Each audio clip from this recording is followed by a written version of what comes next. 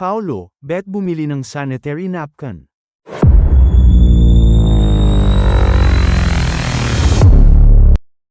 Mukhang hindi lang mga Kim Kao Fanny ang naloka sa pasabog ng isang sanitary napkin brand na ini-endorse ni Kim Chu, kundi pati na rin si Paolo Avellino mismo.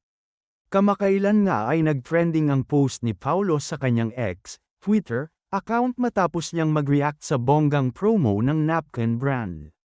Say niya, grabe naman yung 55 block screenings. Makabili na nga rin ng sisters. Marami ang natawa at napa-same. Sa kanyang witty post, ang tinutukoy ni Paolo ay ang promo kung saan maaari kang manalo ng libreng movie tickets para sa pelikula nila ni Kim Chu na My Love Will Make You Disappear. At take note, 55 block screenings ang inihanda para sa mga die-hard fans. Kaya naman marami ang biglang napa-shopping ng sanitary napkins bilang suporta sa Kim Pao movie. Tila pati si Paolo ay naaliw sa promo, at ang fans naman ay natuwa sa pagiging active niya ulit sa social media. Kilala kasi si Paolo na madalang mag-post online, kaya't ang simpleng tweet niyang ito ay talagang pinag-usapan. Say ng isang netizen, mukhang promo lang pala ng napkin brand ang makakapagpa-tweet ulit kay Pao.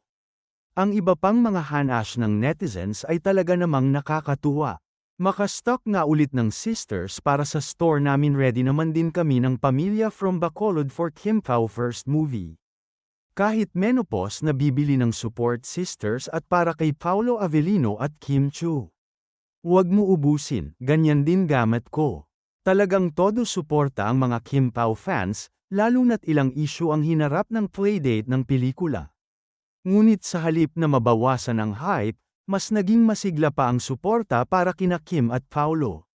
Mukhang hindi lang ang promo ang nagpasaya sa mga fans, kundi pati ang nakakakilig nilang tambalan na inaasahang magdadala ng saya at kilig sa big screen. Abangan ang My Love Will Make You Disappear, ang first movie ng Kim Pao tandem, na siguradong hit na hit, lalo na't pinanday ito ng pagmamahal at suporta mula sa kanilang loyal fanbase.